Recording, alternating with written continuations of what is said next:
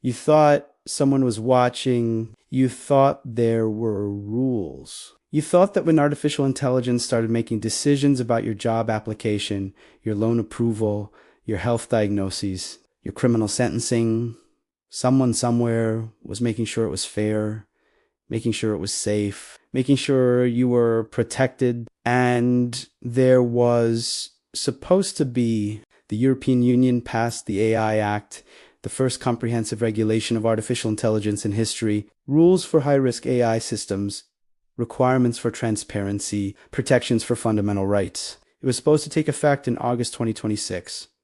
And then, quietly, almost without anyone noticing, they delayed it. Not by weeks, not by months, by 16 months until December 2027.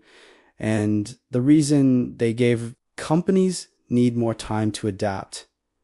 Technical standards aren't ready. But here's what they're not saying.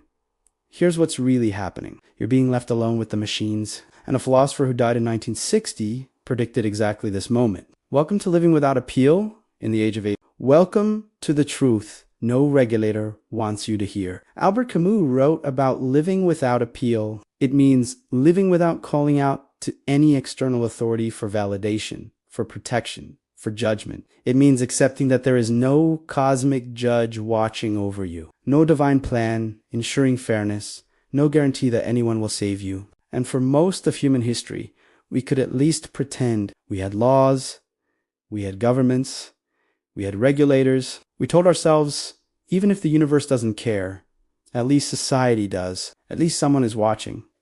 At least there are rules. But what happens when the people supposed to be watching decide to look away? What happens when the rules get delayed because they're inconvenient for the companies being regulated? What happens when you realize that the appeal you were making, the protection you thought existed, was always an illusion? Let's be very clear about what just happened. The European Commission, the body responsible for enforcing EU law, proposed delaying the most important parts of the AI Act. Not the parts about general AI use, not the parts about transparency in chatbots.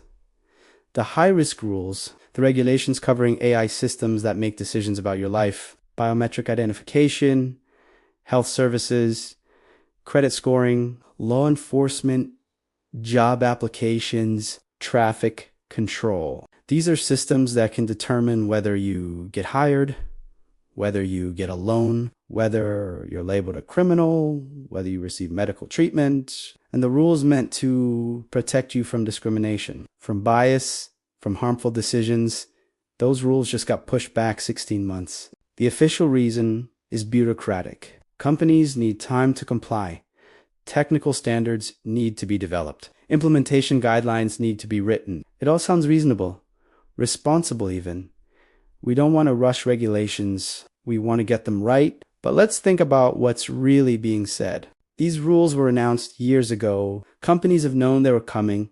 They've had time to prepare. And now, at the last moment, when implementation is approaching, suddenly there's a delay. Suddenly companies need more time. Suddenly the standards aren't ready. This is a pattern you've seen before, not with AI specifically, but with every attempt to regulate powerful technologies. There's always a reason to wait, always a justification for delay, always concern for the burden on business. And while we wait, while we give companies more time, the technology doesn't wait. It deploys, it spreads, it makes decisions about you. Critics of the delay point out the obvious. Weakening these protections benefits big tech. The companies building AI systems gain 16 months without meaningful oversight. 16 months where they can deploy, scale, monetize. 16 months where decisions affecting millions of people's lives will be made by algorithms with no regulatory accountability. And by the time the rules finally take effect, if they take effect, the technology will be so embedded, so normalized, so essential to how society functions, that enforcing strict regulations will be politically and economically impossible. This isn't conspiracy. This is strategy. This is how regulatory capture works. You delay until the thing you're supposed to regulate becomes too big to regulate. But here's what makes this moment philosophically profound, what connects it to Camus. It's not just that regulation is being delayed. It's that the delay reveals something we didn't want to see. There is no judge. There is no external authority ensuring fairness. There is no one watching over you, protecting you from the machines. You thought the EU was that authority. You thought regulators were ensuring AI would be safe, fair, transparent, but they're not. Or at least, they're not prioritizing your protection over corporate convenience. And this forces you to confront what Camus knew all along. You are living without appeal. There is no higher power to call upon. There is no guarantee of protection. There is only you, the systems affecting your life, and the choices you make about how to respond. Most people respond to this realization in one of two ways.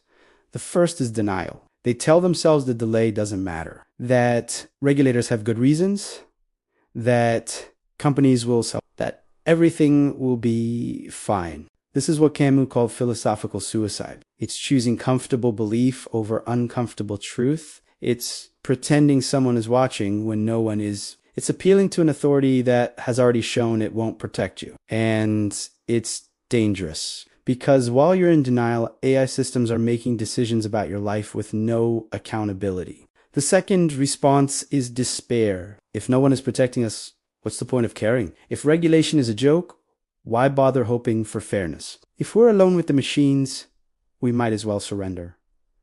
This is nihilism, and Camus spent his career arguing against it, because despair is just another form of surrender. It's letting the absence of external protection destroy your will to act. It's accepting that because there's no cosmic judge, there can be no justice. But that's not true. It's never been true.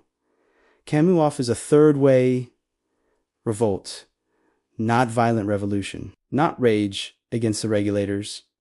Existential revolt, the decision to act morally, to demand fairness, to fight for protection, especially when no external authority guarantees success. You don't need the EU to tell you that AI bias is wrong. You don't need regulations to know that opaque algorithms making life-altering decisions are unjust. These things, and you can act on that knowledge, not because a regulator will enforce it, not because companies will voluntarily comply, but because living ethically in the face of indifference is what it means to be human. If you're still here, if this analysis of regulatory failure through a philosophical lens is showing you something about power and autonomy you had unconsidered, subscribe to keep exploring where philosophy meets the systems that shape your life. Hit the like button if you're ready to stop waiting for protection that isn't coming, because understanding this is the first step to taking control. Think about what living without appeal means practically. It means you cannot wait for regulators to make AI safe. You have to demand transparency now. It means you cannot trust that companies will do the right thing voluntarily. You have to pressure them continuously. It means you cannot assume the systems making decisions about you are fair. You have to question them, challenge them, refuse to accept unjust outcomes passively. This isn't because you're paranoid. It's because the people supposed to be watching just told you they're really not ready to watch yet. They told you they need more time. They told you that corporate convenience matters more than your protection. They told you explicitly that you're on your own. And here's the thing about being on your own in an absurd universe. It's terrifying, but it's also clarifying. You stop waiting for someone else to fix things. You stop deferring responsibility to authorities who've proven they won't act. You start understanding that justice, fairness, accountability, these things don't exist unless people create them. Not regulators, not laws. People. Individuals who refuse to accept the unacceptable, who demand better even when no one is forcing companies to provide better, who live as if human dignity matters even though the universe, and apparently the European Commission, doesn't guarantee it. The 16-month delay is not just about timing. It's about priorities. And the priority made explicit through this decision is corporate adaptation over human protection. That's not a critique.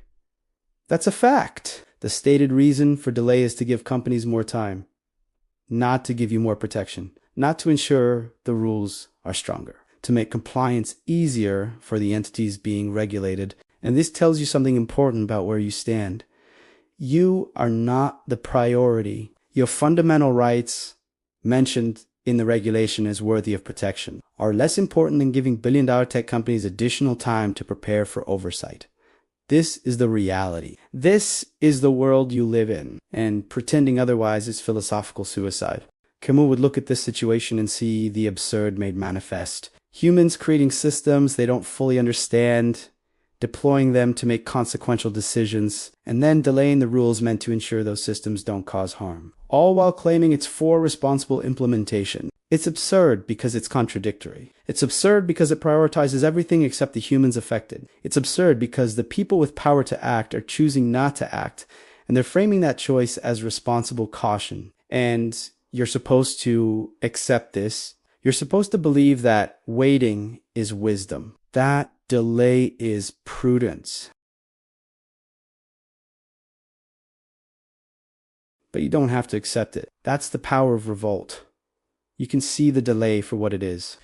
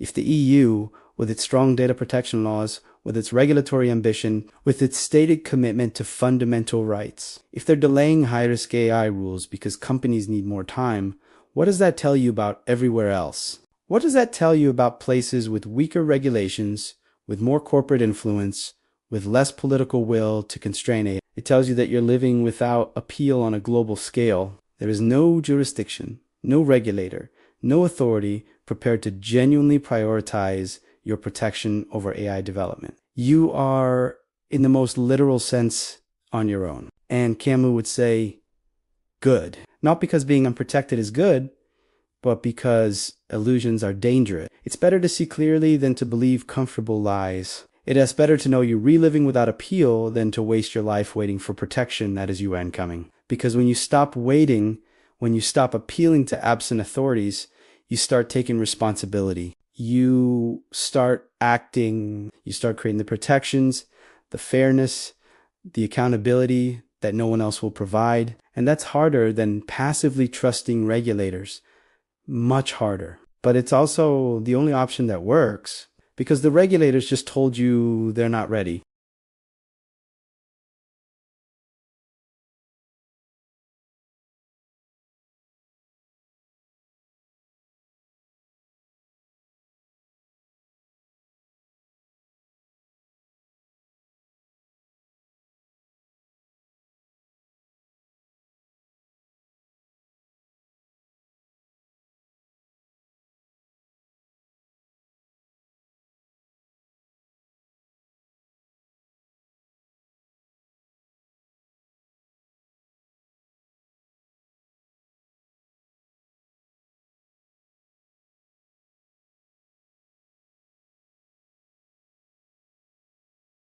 Wait for protection that isn't coming, or create the protections yourself through conscious, continuous revolt against systems that treat you as expendable.